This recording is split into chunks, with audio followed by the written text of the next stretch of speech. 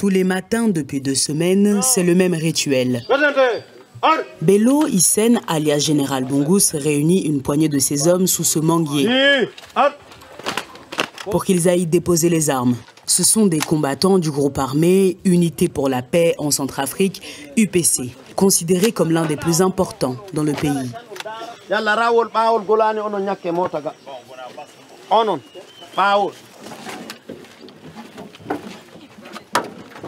Direction le centre-ville de Maloum, où se trouve le site de désarmement. Ici, c'est au tour des instructeurs du désarmement de prendre les choses en main. Les combattants sont d'abord débarrassés de leurs armes, puis passent par différentes étapes, sensibilisation, bilan de compétences et même examens médicaux. On a 5 séries d'examens à réaliser ici. Il y a l'HIV, la syphilis, l'hépatite B et C. Parmi ces hommes, il y a Yaya. Il a rejoint les rangs de l'UPC lorsqu'il avait tout juste 13 ans. Fatigué des années dans la brousse, il dit ne plus vouloir reprendre les armes. J'ai accepté de venir ici car je voulais retourner à une vie normale, retrouver ma famille, nos terres, reprendre une vie normale. À l'image de la très grande majorité des ex-rebelles, Yaya veut aussi rejoindre les rangs de l'armée centrafricaine. Mais seuls 10% des rebelles désarmés pourront prétendre à ce choix. Les 90% restants vont devoir apprendre un nouveau métier.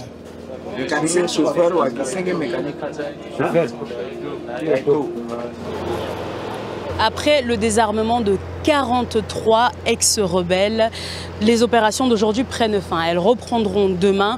Là aussi, plusieurs dizaines de personnes sont attendues pour être désarmées. Prochaine étape à présent, évacuer toutes les armes récoltées. Là, vous le voyez derrière moi. Elles seront évacuées vers la capitale Bangui, située à plus de 400 km d'ici, dans les bases de la MINUSCA, la mission de maintien de la paix des Nations Unies, ici en République centrafricaine.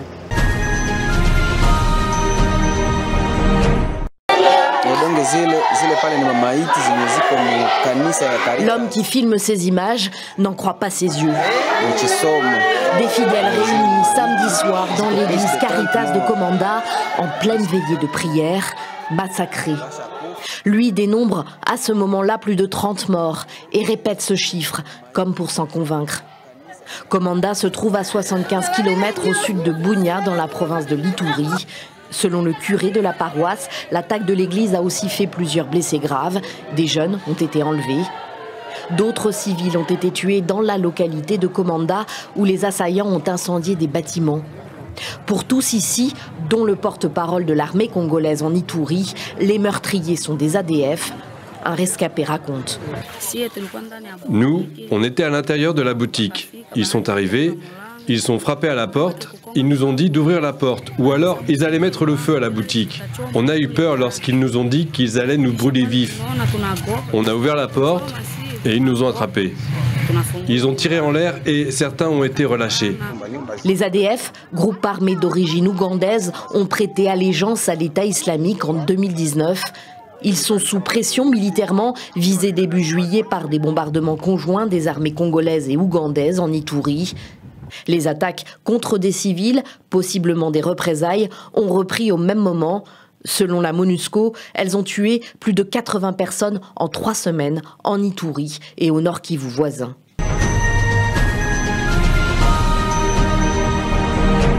Sans grande surprise que Touadéra, l'actuel président centrafricain, a été reconduit à la tête de son parti, Mouvement Cœur Uni MCU. Il est donc officiellement le candidat que le parti va présenter à la présidentielle qui se tiendra en décembre. Mes très chers compatriotes,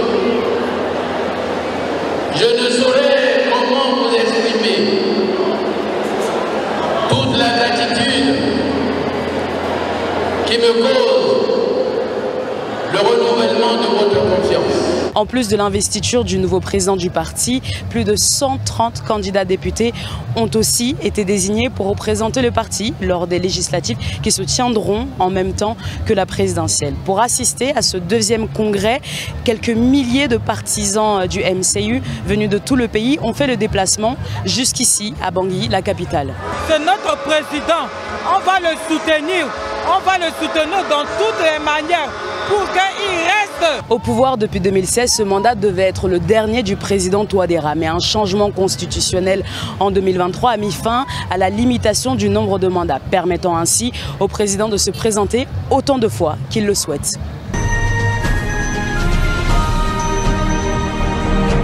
« 13 candidatures retenues sur 83 déposées. Et parmi elles, et sans grande surprise, le président sortant Paul Biya en lice pour un 8e mandat. On retrouve aussi les ex-ministres Bello Bouba et Issa Chiroma Bakary. Mais il y a un absent de taille.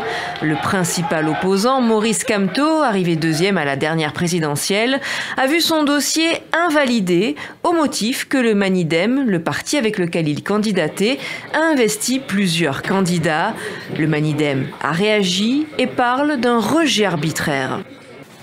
Cette forfaiture est une provocation manifeste et grossière faite au peuple camerounais du changement par l'Alliance et l'ECAM gouvernement. De toute évidence, le pouvoir RDPC et Paul Biya se savent battus et veulent éviter le face-à-face avec le candidat du Manidem.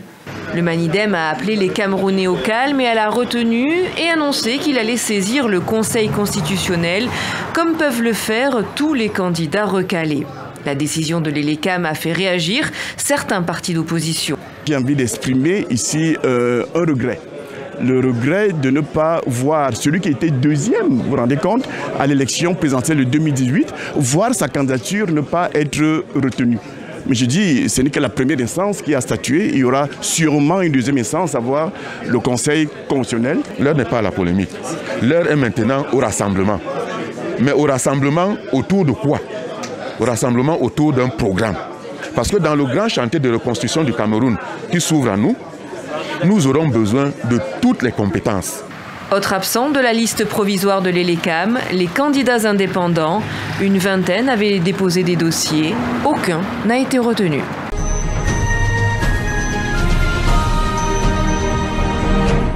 C'est dans ce bâtiment filmé de loin que Mohamed Bazoum est enfermé depuis déjà 2 ans. Le 26 juillet 2023, la garde du chef de l'État nigérien élu en 2021 bloque l'accès au palais présidentiel. Mohamed Bazoum, sa femme Hadiza et leur fils Salem sont retenus à l'intérieur. Dans les semaines qui suivent, le président déchu, qui refuse de démissionner face au coup d'État emmené par le général Abdourahmane Tiani, reçoit la visite de quelques médiateurs étrangers, dont le président tchadien Mahamad Idriss Déby. Mais ces conditions de détention se durcissent par la suite. En octobre, le régime militaire accuse Mohamed Bazoum de tentative d'évasion. Son téléphone lui est retiré. Il n'a désormais plus aucun lien avec le monde extérieur. Ils sont coupés du monde, sauf il y a un médecin qui vient 1 ou 2 fois par semaine pour les apporter les médicaments, l'alimentation et des livres. En janvier 2024, le fils du président déchu, Salem Bazoum, est remis en liberté provisoire. Il s'envole alors pour le Togo, où il passe 2 mois en résidence surveillée avant d'aller poursuivre ses études à Dubaï, selon l'avocat de la famille. Depuis, l'immunité de Mohamed Bazoum a été levée par le régime militaire, ouvrant la voie à un procès. Mais 1 an après cette décision, rien n'a encore bougé. Ils sont dans le même bâtiment que le geôlier, que le président Tiani. Et donc, pour nous, il s'agit des boucliers humains. S'il devait l'accuser formellement, en principe, il devrait le déplacer vers un lieu de détention. Et enfin, nous spéculons qu'ils ne veulent pas l'inculper. L'ONU et la Cour de justice de la CEDEAO ont jugé la détention de Mohamed Bazoum arbitraire. Mais les autorités nigériennes ont depuis quitté cette dernière organisation.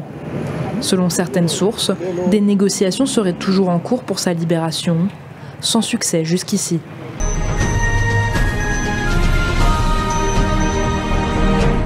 Vous le savez, le Maroc organise actuellement la CAN féminine et se prépare à la CAN pour la fin d'année et au Mondial 2030. Mais il y a ici, chaque été, une opération unique qui accueille 4 millions de personnes. Alors il s'agit des MRE, les Marocains résidant à l'étranger qui vont entrer et sortir du pays de juin à septembre. Nous sommes ici au port Tangemed, c'est le point de trafic le plus important qui peut atteindre des pics allant jusqu'à 70 000 passagers par jour. Cette opération Mahaba, qui veut dire bienvenue en arabe, elle sert à plusieurs choses. Alors d'abord, il s'agit de bien accueillir évidemment ses concitoyens avec de la gestion de l'assistance sociale, de l'assistance médicale. On a tout le personnel qui est en face de nous, on sait directement qu'on peut être assisté, que ce soit pour si jamais on a un malaise, on nous a distribué de l'eau aussi. On les a eu gratuites, même dans le bateau, impeccable. Il y avait le docteur, il y avait tout. Comparé à il y a des décennies en arrière, quand on arrivait avec toute la famille, les enfants, c'est amélioré, mais à 100 000%. C'est aussi une énorme machine de contrôle pour bien gérer la sécurité aux frontières. Et enfin, eh bien, un intérêt formidable, évidemment, pour le Maroc, c'est une manne financière. Le transfert des Marocains résidant de l'étranger l'année dernière en termes d'argent représentait près de 11 milliards d'euros.